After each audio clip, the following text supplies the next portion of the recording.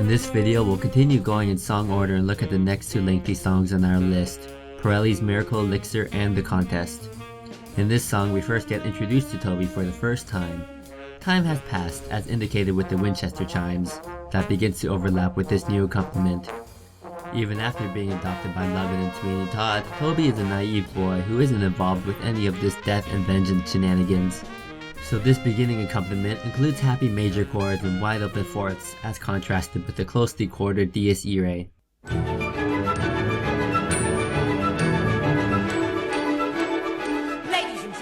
That being said, Toby is still part of the story and involved in the main plot rather than a secondary plot.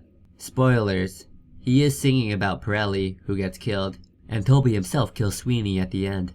As a result, his melody still has inferences of the Dies Irae. Take for instance this section. Miracle elixir, that's what did the trick, sir. True said true.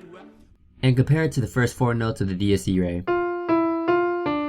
It is still defined with one step away, one step back, and then a small leap, which is exactly what we have fragments of all over the song, like this section too.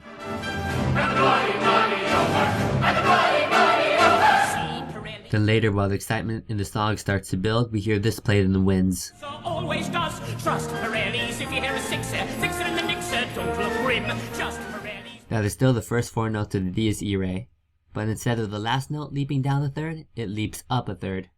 Let's hear it again, and I'll highlight it for your listening convenience. So always does trust Pirelli's. If you hear a sixer in the mixer, don't look grim, just Pirelli's Miracle Elixir, that'll do the trick. Now back to the song, because this is the first truly ensemble number, besides the numerous ballads. One thing to notice is the many instances of cacophony. There are many people singing different things simultaneously, usually in dialogue with another person. So we get things like this.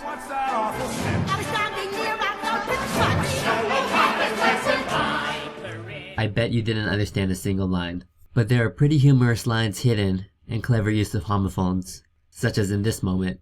We have a, then again I could get some from Harry. Nothing works on Harry, dear, bye bye. And also, how about a beer? You know a pub, there's one close by. And also, absolutely real mom, I'm just passing by. And on the last, bye, Toby starts his, bye Pirelli's. So Sondheim has 3 different byes on the downbeat here. I thought that was cool.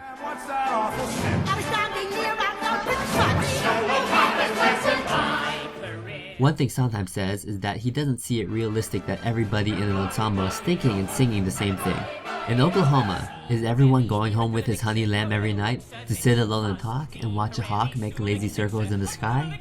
Sondheim quoted this as an example, and which is why he wrote these chorus bits as more of individual dialogues. Anyways, in ending the first comedic number of the show, the excitement builds and builds, and ends with the, of course, famous 3-note back and forth motif. Now on to the next song, The Contest, in which Pirelli and Sweeney face off in a shaving duel.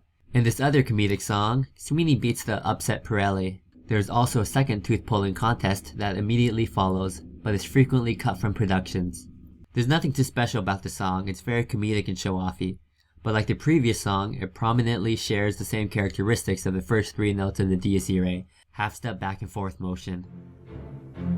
Now, signorini, signori, we mix the lather, but first you gather around. Signorini, signori, you're looking a man who have had the glory to shave at the pole. In the next video, we'll look at the controversial and often cut number, The Judge's Joanna.